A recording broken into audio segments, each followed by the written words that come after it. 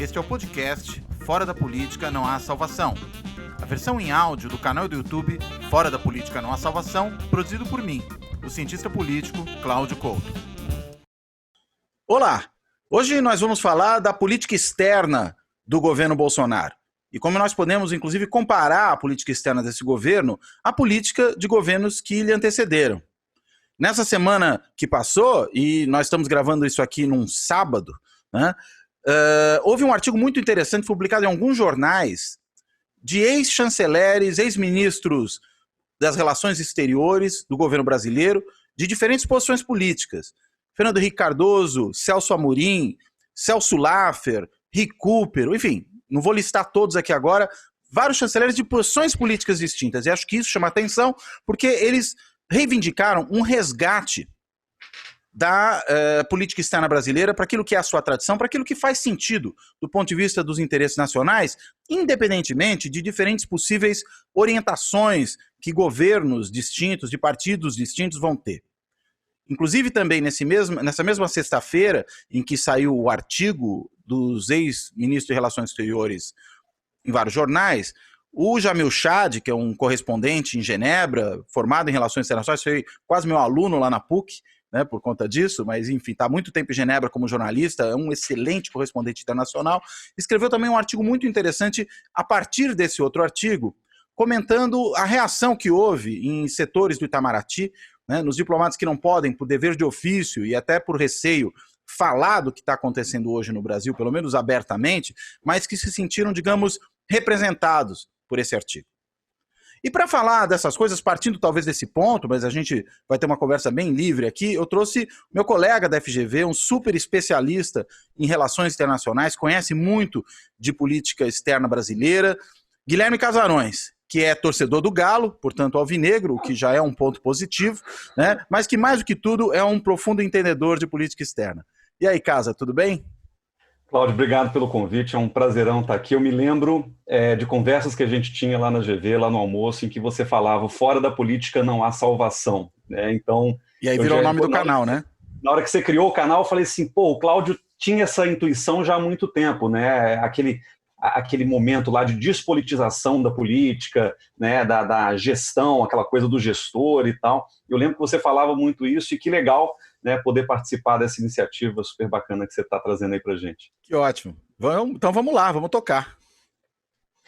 Cláudio, a política externa brasileira está numa situação muito, muito peculiar nesses últimos 16, 17 meses, né? Se a gente pega desde a eleição do Bolsonaro até aqui, muita coisa aconteceu, sobretudo uma desconstrução de grande parte daqueles que eram os pilares tradicionais da política externa brasileira e que, em larga medida, independiam de governos, né? Então, a gente vê o Ernesto Araújo, inclusive, declaradamente dizendo que quer destruir o passado em nome da construção de um novo presente, né? Um novo Brasil, uma nova era, e que teria aí uma nova política externa. E ele fala, então, portanto, contra a tradição.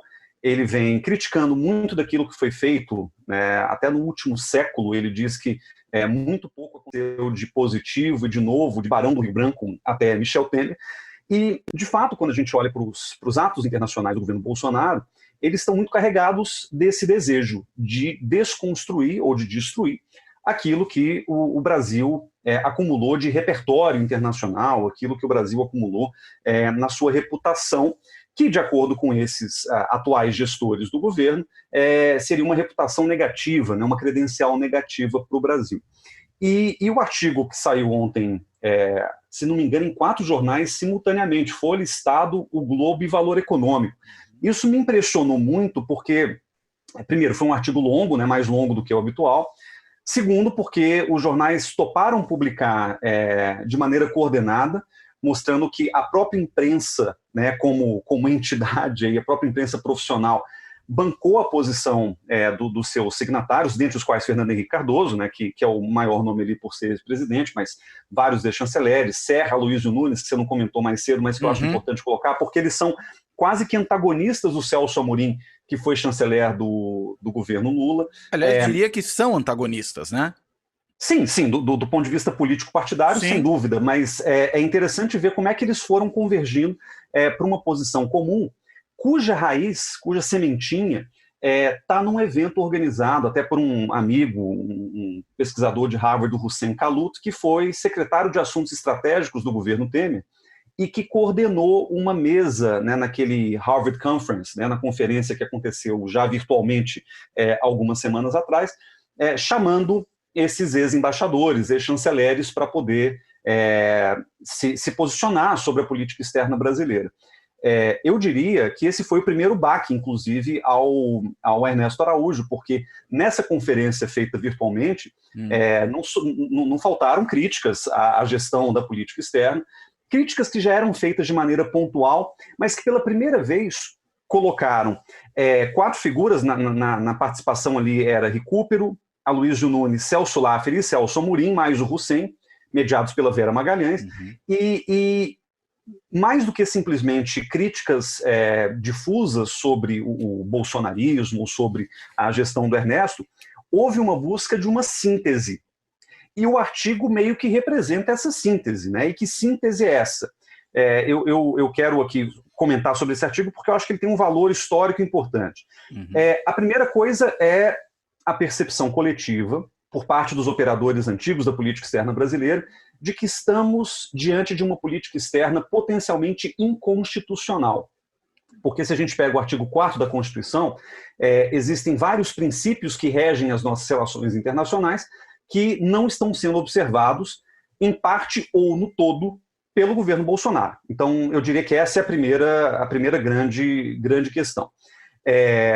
A começar, inclusive, pela ideia básica da cooperação para o progresso da humanidade, a ideia do respeito, da observância dos direitos humanos, enfim, muita coisa que está ali está sendo ignorado de maneira solene pelo governo Bolsonaro. Essa é a primeira coisa.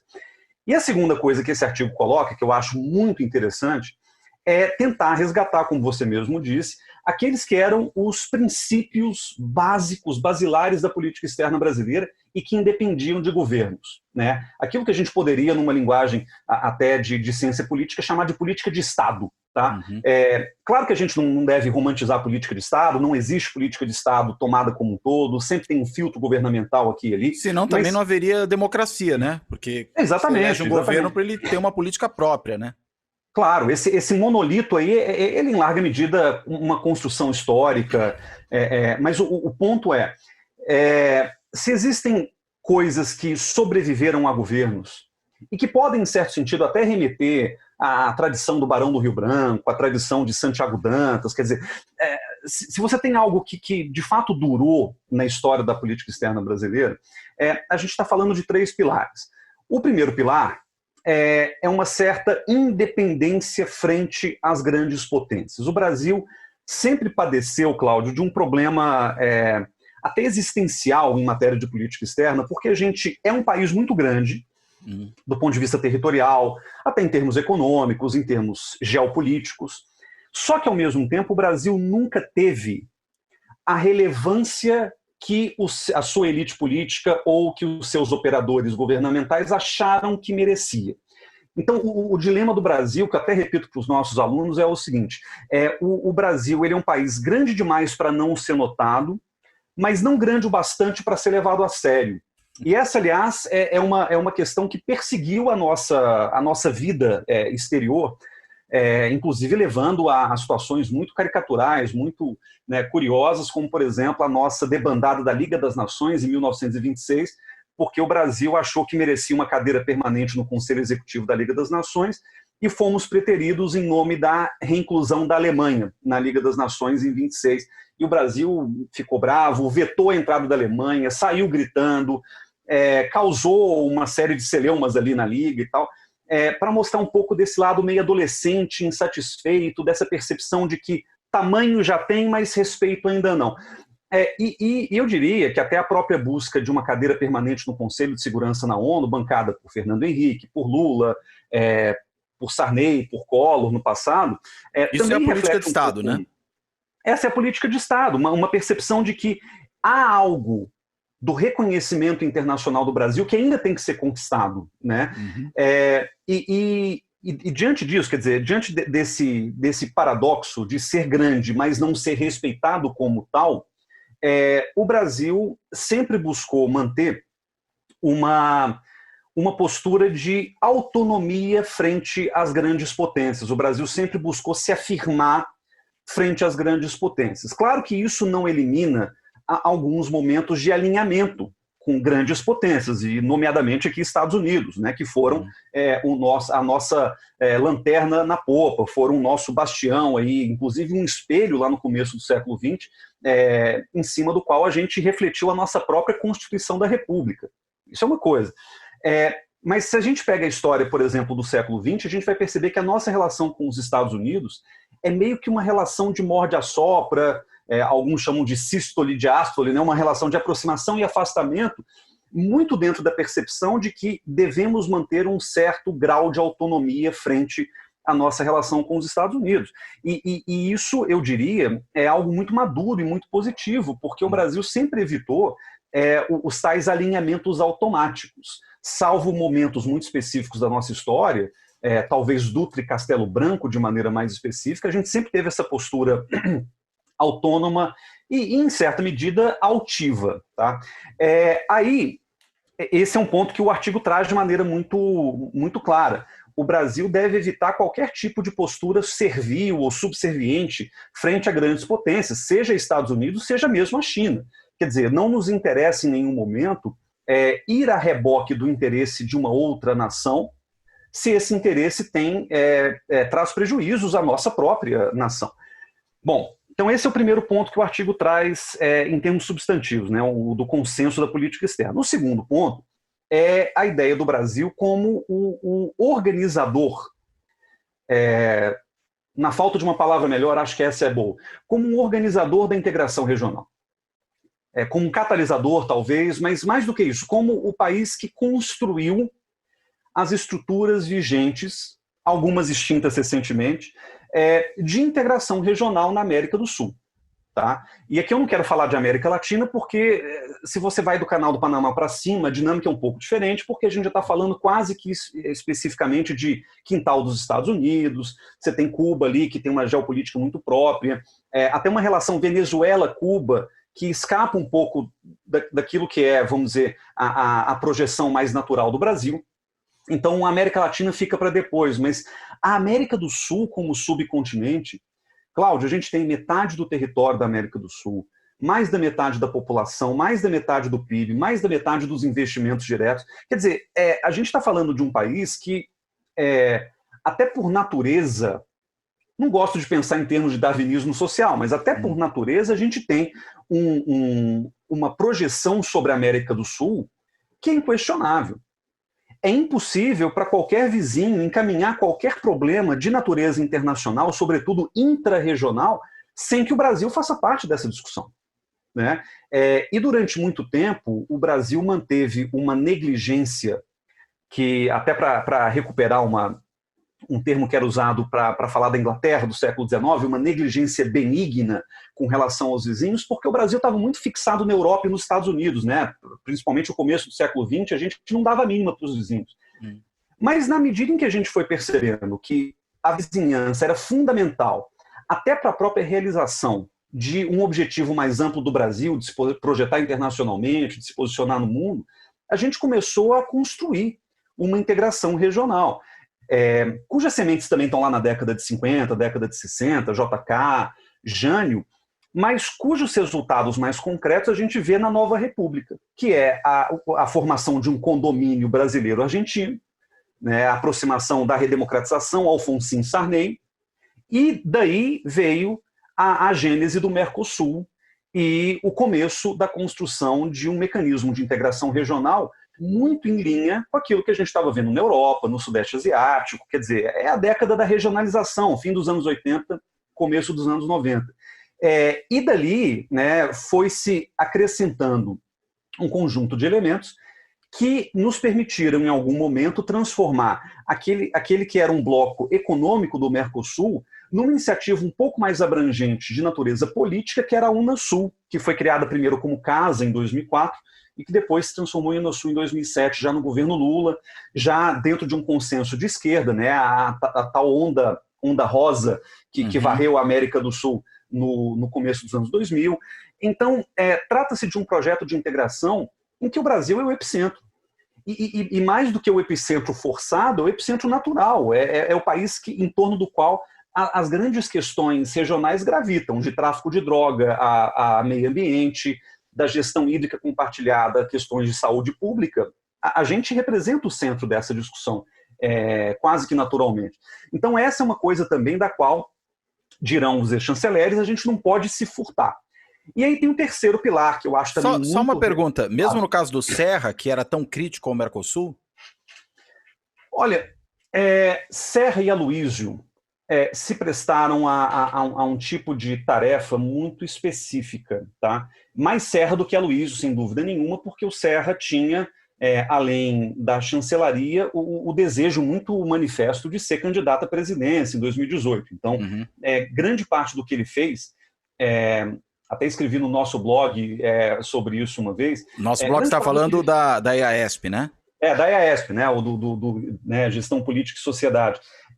O Serra ele tinha uma postura que era basicamente campanha por meio da política externa. Ele estava fazendo campanha política, né? Então, certos ataques meio histriônicos contra a Venezuela, certas posturas muito radicais, que ele já vinha trazendo desde o Senado, foram simplesmente potencializados no momento em que ele sentou na cadeira de chanceler. Mas o Serra tinha uma agenda pessoal ali, pessoal e político-partidária, que o próprio Aloysio não manteve de maneira tão sistemática. O Aloysio, claro, seguiu as diretrizes, né, do chamado Grupo de Lima. A gente não pode negar também que a crise da Venezuela se agravou no processo, então o Brasil também não tinha muito como voltar atrás, mas o ponto é que eu diria que mesmo sob o governo Temer, né, mesmo sob Serra e Aloysio, pelo menos o mais básico da integração regional, que é o Mercosul, foi preservado. Inclusive, está na conta do Aloysio o sprint final das negociações do acordo Mercosul-União Europeia, que só foi assinado no governo Bolsonaro, não por nada, não por milagre do Ernesto Araújo, não por uma simpatia em particular com o Bolsonaro, muito pelo contrário, os interlocutores europeus eram todos muito desconfiados do governo. Mas aquilo foi assinado no governo Bolsonaro por uma questão de timing eleitoral. Né? Isso porque no final de 2018, quando o acordo estava prestes a sair, o Bolsonaro foi eleito.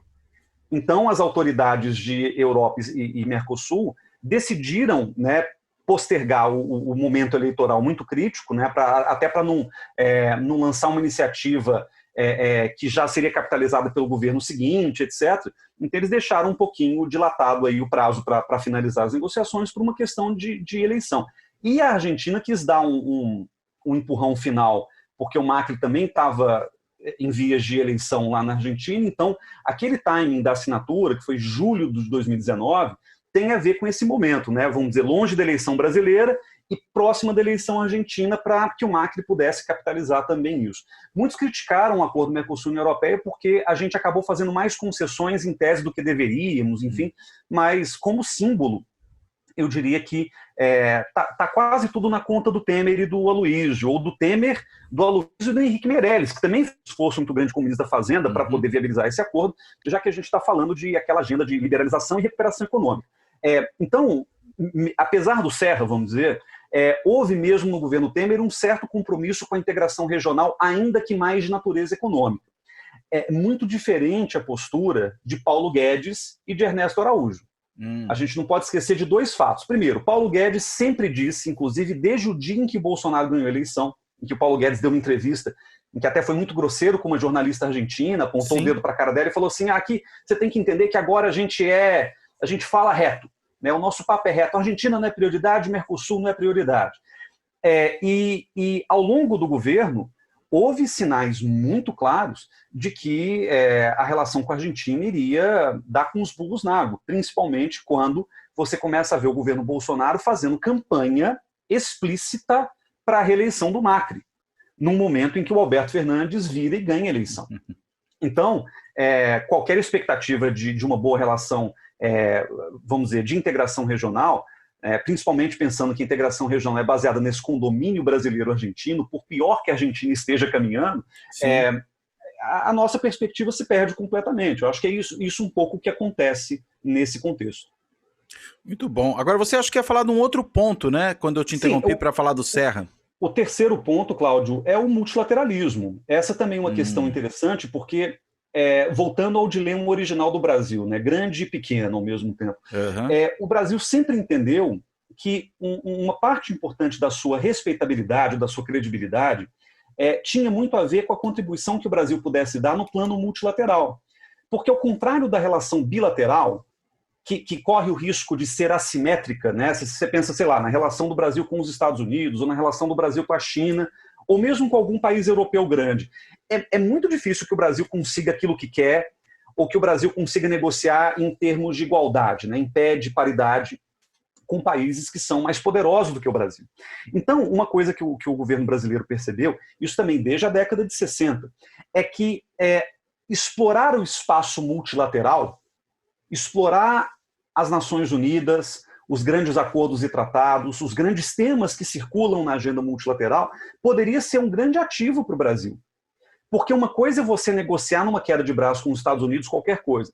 Outra, completamente diferente, é você capitanear um tema internacional de relevância. E o Brasil, aqui eu faço referência a um grande chanceler do passado chamado João Augusto de Araújo Castro, que foi o último chanceler do Jango, né?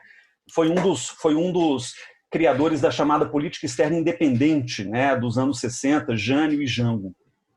É curioso porque Jânio e Jango não tinham nada a ver um com o outro politicamente, mas fizeram um projeto muito ambicioso de política externa, quase que em conjunto, né?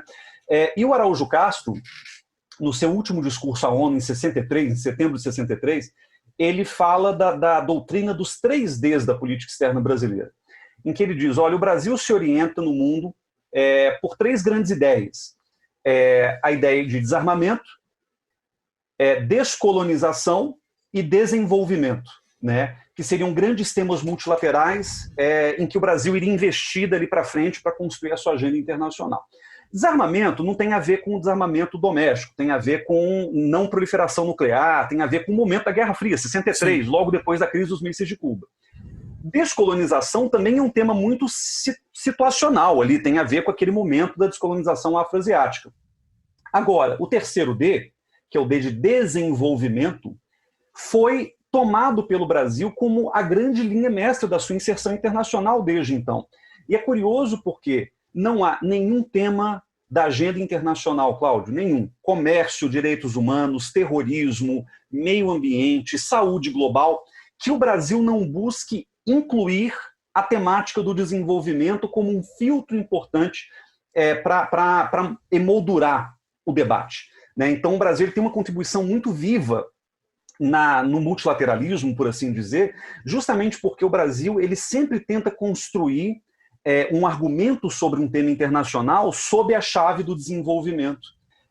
O que, obviamente, tem uma repercussão muito positiva para nós, como país em desenvolvimento, mas também para o universo de países em desenvolvimento, muitos dos quais bem menores do que a gente, bem mais pobres do que a gente, mas que também ganham com isso. Então, o Brasil virou uma espécie de liderança moral ou de referência moral para muitos países do antigo terceiro mundo, mas que viam no Brasil um defensor incondicional de pautas ligadas ao desenvolvimento, na UNCTAD, na própria ONU, na FAO. Os temas são variados. E isso credenciou muito o Brasil ao longo do tempo nessa sua busca de projeção internacional. Então, acho que isso foi uma coisa muito positiva. Se você pega, até tem o nosso amigo Tulo Vidjevani, ele escreveu já algumas teses a respeito disso, e ele fala que o Brasil, durante, por exemplo, o governo FHC, perseguiu uma autonomia pela participação. Grande parte da credencial do Brasil e a capacidade de atuação autônoma do Brasil no mundo se dava pela sua participação muito ativa nessa rede multilateral. E, de fato, Cláudio, se a gente olha, inclusive está no artigo deles, né? Mas se você olha para a trajetória recente do Brasil, o Brasil lidera discussões de meio ambiente. O Brasil liderou, durante muito tempo, discussões sobre direitos de população LGBT. O Brasil liderou discussões importantes sobre racismo e discriminação racial, né, no combate a essas questões. O Brasil liderou várias pautas de não proliferação nuclear e desarmamento nuclear. Então você tem aí um leque bastante ambicioso de temas em que o Brasil foi líder. Mais do que simplesmente consumidor de normas criadas por outrem, o Brasil liderou esse processo. E aí o seu tamanho, que às vezes não é tão grande quanto seria necessário, cresce, né? Cresce, e o Brasil faz isso por meio daquilo que ele faz de melhor, que é justamente a sua diplomacia multilateral. E é curioso e muito sintomático, Cláudio, que no mesmo dia que sai um artigo em que 6 ex-chanceleres, 2 ex-ministros defendem explicitamente o multilateralismo como um dado da realidade da política externa brasileira, o nosso atual chanceler Ernesto Araújo vá ao Conselho de Segurança da ONU, como ele foi ontem, vejam, numa sessão em comemoração aos 75 anos do fim da Segunda Guerra Mundial, em que ele poderia ter falado da contribuição dos pracinhas brasileiros para a Segunda Guerra Mundial, a importância do fim do nazismo, da eliminação da extrema-direita do mundo. Ele poderia ter falado sobre vários ângulos, né? Qual foi o ângulo que ele escolheu? Ele falou que nazismo e comunismo são a mesma coisa, para variar. Ele já tem defendido essa tese de nazismo ser de esquerda há muito tempo, mas a pérola da intervenção dele, que durou 5 minutos, mas foi uma intervenção muito, muito simbólica. Ele diz o seguinte: eu acho que nós aqui no Conselho de Segurança das Nações Unidas devemos parar de falar a palavra multilateralismo para se referir às instituições internacionais. Porque você sabe que o Ernesto Araújo é filólogo, ele é formado em letras, enfim. Você sabe, palavras que terminam com ismo geralmente denotam uma certa ideologia, como fascismo, nazismo e comunismo. Portanto, a palavra multilateralismo, ela representa uma ideologização das instituições internacionais e multilaterais. Evitemos, portanto, o uso dessa palavra. E eu imagino que o nosso chanceler tenha se achado muito inteligente ao fazer essa associação, né, livre de ideias. Reumatismo também entra nisso? É isso que eu pensei: atletismo, capitalismo, reumatismo, turismo. Quer dizer, claro, a gente entendeu o que ele disse, mas entender o que ele disse significa fazer um esforço muito grande para compreender a luta de fundo do Ernesto Araújo, do Olavo de Carvalho, do Eduardo Bolsonaro, do próprio Jair Bolsonaro, que é a luta pelo tal combate ao globalismo, que é, no limite, Cláudio, uma teoria conspiratória. É a ideia de que as Nações Unidas e suas organizações, somadas a organismos não governamentais, a fundações como George Soros, Bill e Melinda Gates, etc., eles estão fazendo uma trama global para tirar das pessoas aquilo que lhes é mais caro, segundo ele: Deus, a família e a nação.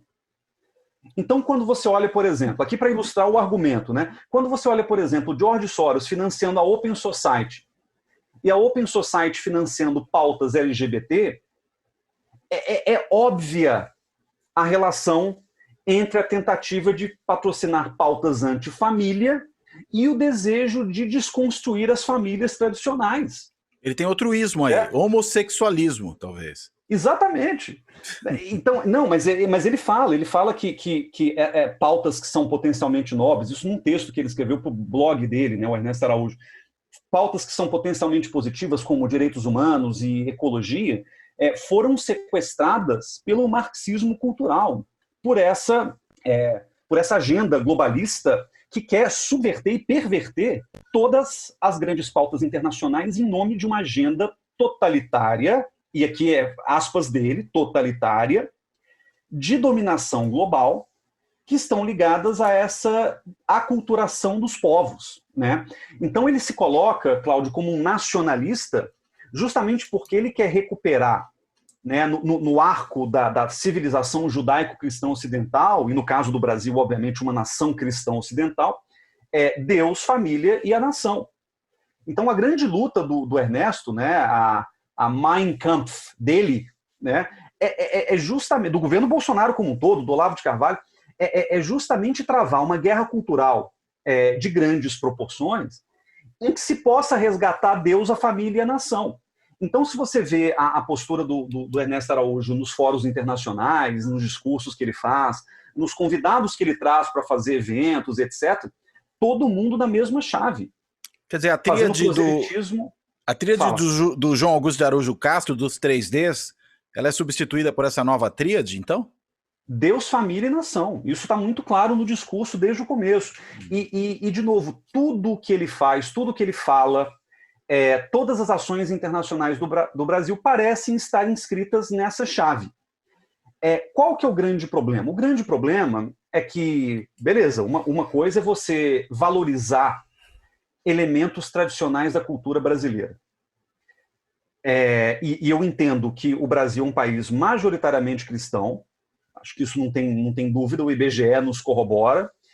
O Brasil é um país em que eu acredito haver um sentimento nacional de fundo, que é importante, que é relevante, que nós temos. Eu acho que o grande problema que a gente vive, aliás, é o sequestro dos símbolos nacionais por um lado da ideologia, né, pela extrema-direita. Basicamente, hoje, quem hasteia a bandeira do Brasil é a direita, e se a gente tenta achar a bandeira do Brasil, a gente gera, inclusive, choques cognitivos. Aí, uma vez eu coloquei no Twitter uma bandeirinha do Brasil no meu nome, eu fui bloqueado por várias pessoas que eu conheço, que eu gosto, automaticamente. Que coisa. Porque tem scripts que bloqueiam bandeirinhas do Brasil. E eu entendo que a família tradicional seja a base das relações sociais de muita gente no país, eu não estou negando isso. Agora, eu também não posso negar que o Brasil é um país absolutamente plural, em todos os sentidos, né? A noção de nação ela é filtrada pela questão racial, pela questão de gênero, a noção de família ela vem se atualizando e se transformando no mundo inteiro, não é só no Brasil. E a própria noção de Deus, por mais importante que ela seja para muitos grupos sociais no Brasil, ela se manifesta de maneira muito diferente entre grupos, né? E ao falar, e o Ernesto faz isso com muita frequência, né? E muito habilmente, porque ele fala para as redes sociais, que é o público dele. Ao falar de povo e de uma política externa que pela primeira vez na história reflete os anseios do povo, reflete os valores profundos do povo, ele nada mais está fazendo do que formular um discurso proto-fascista. Porque a concepção dele de povo é uma concepção totalizante de povo, né? Muito na linha daquilo que o Bolsonaro falou em João Pessoa 2 anos atrás, que o Brasil é um país cristão e que as minorias têm que se curvar perante as maiorias. Isso é autoritarismo, isso não é democracia popular. Né? Na melhor das hipóteses, é uma democracia de Carl Schmitt, né? Aquela ideia de que a democracia é um regime homogêneo e que o heterogêneo tem que ser excluído, se necessário for, inclusive, eliminado. Eliminado, é a coisa do amigo e do inimigo. Inclusive, a extrema-direita, Cláudio, eu tenho estudado muito sobre isso, a extrema-direita, ela é schmittiana. A ideia de metapolítica, que é a ideia de travar uma guerra cultural para poder eliminar as diferenças culturais antes mesmo de entrar para a arena política, que é um termo da extrema-direita americana, da alt-right, né, metapolitics, esse termo ele é tributário do Carl Schmitt, da obra do Schmitt, que como os nossos espectadores devem saber, um dos juristas mais influentes do nazismo, né, que teve ali um papel importante na formulação de uma teoria política do nazismo. Chegou a ser, inclusive, ministro, né, do governo nacional socialista como ministro da Justiça, né? O que seria o correspondente lá ao ministro da Justiça. Não sei exatamente o nome da pasta.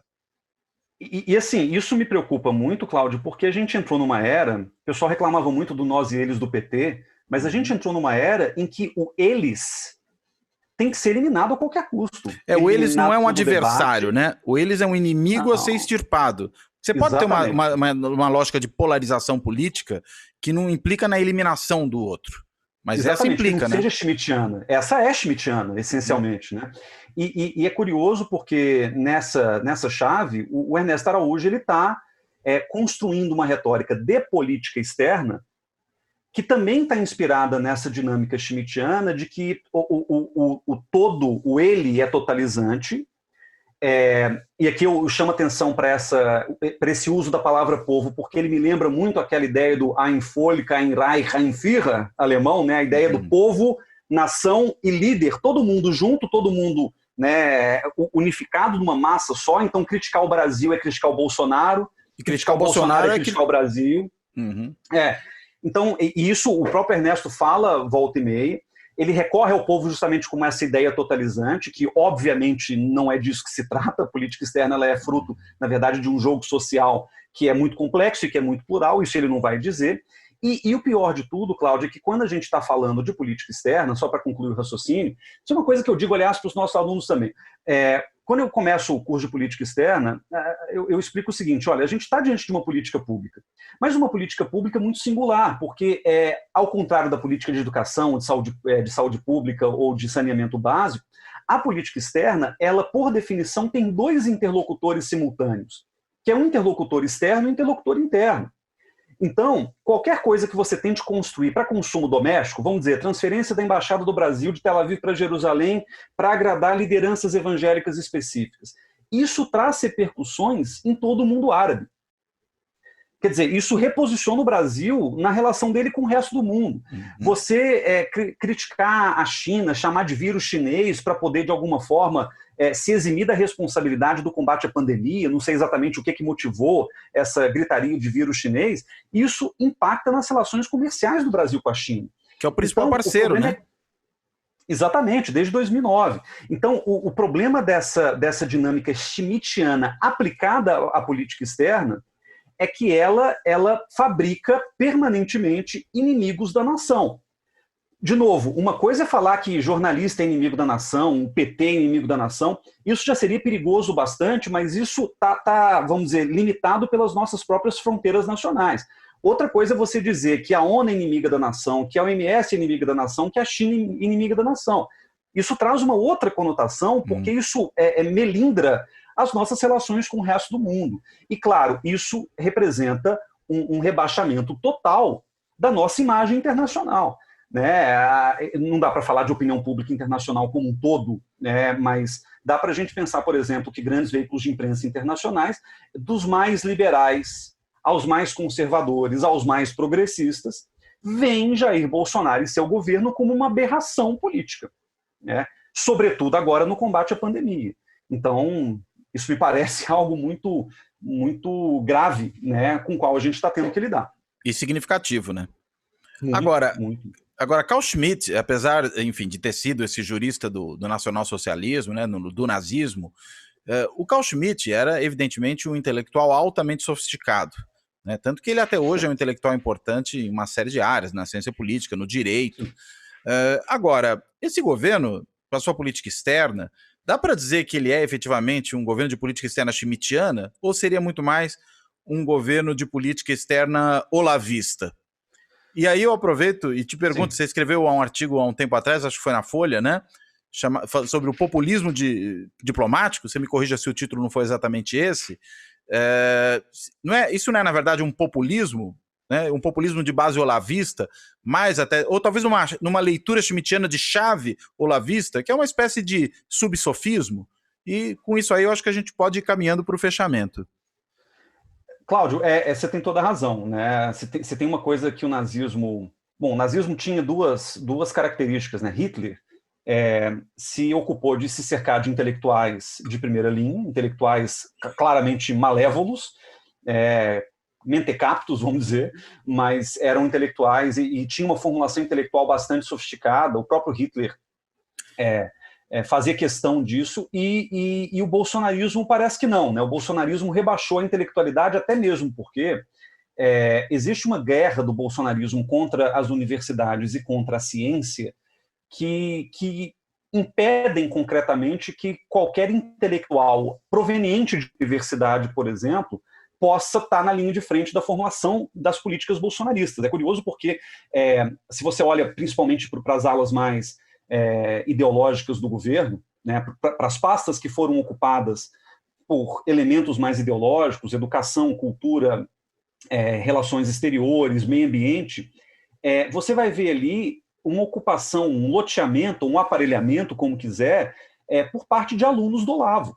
Né? O Olavo de Carvalho fez uma tarefa bastante habilidosa de colocar vários alunos em vários postos-chave daquilo que ele mesmo chama e entende por guerra cultural. E aí eu concordo contigo. Né? Eu até não subestimaria o Olavo tanto assim, porque eu diria que o Olavo, como intelectual público, ele ganhou uma influência realmente muito grande. Eu estava pensando nisso com um grupo de amigos outro dia. O Olavo é o filósofo mais importante deste século no Brasil. O que é desgraçado dizer, é consternador. O mais influente, pelo menos, né? Mas certamente o mais influente, né? Em uma obra que ele consolidou nos anos 90, mas que teve uma repercussão, sobretudo, de 2013 para frente, né? Quando começaram a surgir nas manifestações aquelas plaquinhas "Olavo tem razão". E foi ali que ele encontrou o Bolsonaro, foi ali que ele começou a trabalhar com o Bolsonaro como, vamos dizer, o títere político para representar um conjunto de ideias olavistas chegando ao poder, né? No limite, acho que foi isso. Foi uma relação de ganha-ganha para o Bolsonaro, que se viabilizou em cima de um discurso conservador um pouco mais elaborado do que aquele de apologia à ditadura pura e simples. E o Olavo teve em alguém ali, alguém que reproduzisse suas ideias de maneira quase bovina, né? E prática, né? Prática, colocar em prática a destruição, que é o primeiro passo da guerra cultural olavista. Então, claro, é um subsofismo schmittiano, eu entendo por esse lado.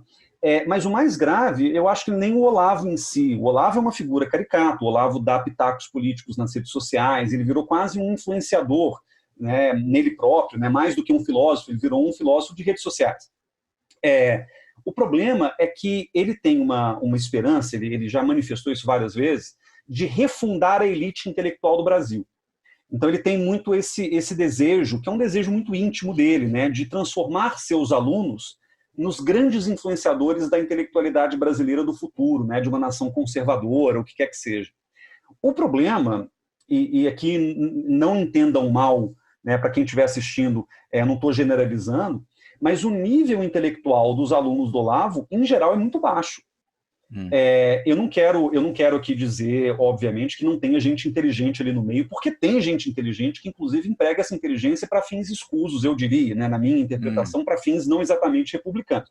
Mas o grosso da intelectualidade olavista no Brasil é muito pouco preparada, né? Usa de artifícios retóricos. O pessoal leu aquele manualzinho do Schopenhauer de como vencer um debate sem ter razão, então eles usam muita falácia lógica para poder sustentar argumentos, etc. Daí eu chamar isso de subsofismo, né? Exatamente, mas não tem muita substância. Então, por exemplo, eu comentei outro dia nas redes sociais também que a FUNAG, a Fundação Alexandre de Gusmão, que é a fundação vamos dizer, o braço acadêmico do Itamaraty, que ela tinha virado uma espécie de piquenique de olavistas, porque os últimos eventos que eles organizaram, todos eles foram compostos por alunos do Olavo de Carvalho, dando pitaco sobre o futuro da pandemia, dando pitaco sobre a nova ordem mundial, usando e abusando de teorias da conspiração e etc.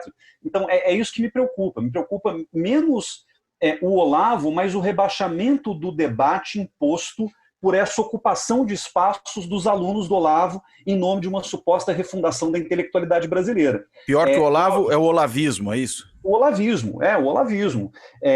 Claro que é dirigido pelo próprio Olavo, mas isso tem uma repercussão importante na medida em que, por exemplo, o Ernesto Araújo foi indicado pelo Olavo. Na verdade, pelo Felipe Martins, mas sob a bênção do Olavo de Carvalho, inclusive numa entrevista ao Fernando Rodrigues recentemente, perguntado, né, qual era a influência do Olavo de Carvalho na sua gestão, o Ernesto Araújo tergiversou, engasgou, não conseguiu responder, porque é isso, né? Ele sabe que o Olavo de Carvalho dita as regras intelectuais da gestão da política externa brasileira hoje, e mais, o Ernesto sabe que se ele rompe com o olavismo, ele cai.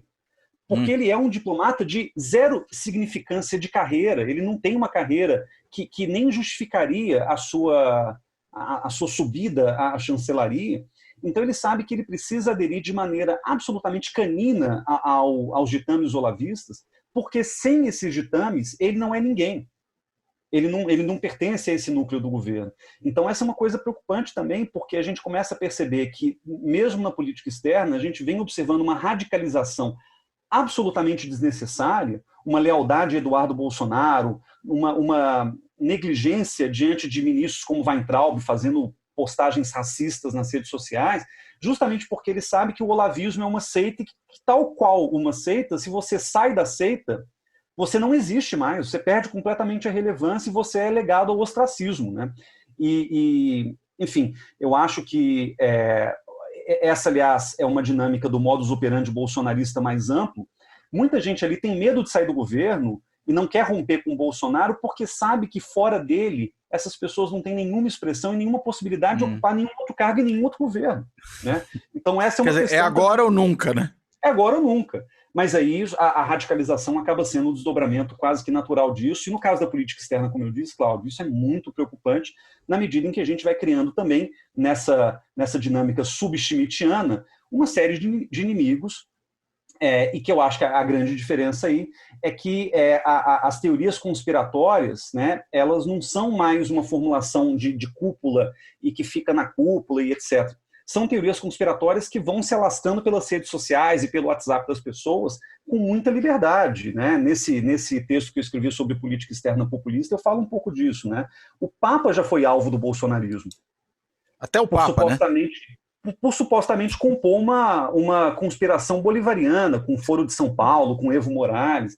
Então, a coisa está tão fora da realidade que é assustador pensar que ainda há pessoas que bancam e que apoiam essa mecânica olavista de maneira muito irrefletida, né? E isso é preocupante porque isso vai causar um dano para as relações internacionais do Brasil, para a imagem internacional do Brasil, cuja reparação vai ser inestimável. A gente não vai conseguir recompor essa imagem tão cedo, mesmo depois do Bolsonaro. Parece que o Bolsonaro pode até ir embora e o bolsonarismo tende a ficar enraizado em algumas dinâmicas do Brasil, o que é um problema real que a gente tem que lidar. Muito bem. Casarões, quero te agradecer muitíssimo pela participação aqui. Acho que a conversa foi muito interessante. Realmente precisamos discutir também política externa, porque política externa é política, como já está implícito na expressão, e como fora da política não há salvação, como você muito bem lembrou, fora da política externa também não há, né? Eu acho que discutir essa questão de como esse governo tem lidado com isso, essa teoria maluca, né? Parece que a gente tem uns novos protocolos dos sábios de Sião, né, servindo como veículo, né, para a formulação da política externa. Sem entender isso, melhor dizendo, a gente não consegue compreender o que é esse governo, né? Inclusive lidar com ele. Então quero te agradecer àqueles que nos assistem no canal do YouTube ou que nos ouvem no podcast, nos 15, pelo menos, já agregadores de podcast em que o canal está disponível. O último aí foi o Deezer. E agradecer a todos. E deixo você só para uma despedida final. Pessoal, obrigado pela atenção, pela audiência. Cláudio, obrigado pela oportunidade. Muito legal conversar contigo, né? E reviver um pouco do nosso convívio pessoal também, que a gente perdeu nessa época de pandemia. Tá mas faltando. Que a gente pode recuperar um pouquinho nessas oportunidades. Então, um grande abraço para você e obrigado pela oportunidade de novo. Espero que a gente tenha, né, conseguido construir alguma coisa dessa conversa. Com certeza, e que essa seja a primeira de várias. Então, a gente fica por aqui, agradeço a quem nos ouve e nos assiste e até a próxima. O Fora da Política Não Há Salvação está disponível em 15 agregadores de podcast. O Podcast Addict, o Anchor, o Apple Podcasts, o Breaker, o Castbox, o Castro, o Deezer, o Google Podcasts, o Overcast, o Player FM, o Pocket Casts, a Radio Public, o Podcast Republic, o Stitcher e o TuneIn, além, é claro, do canal do YouTube.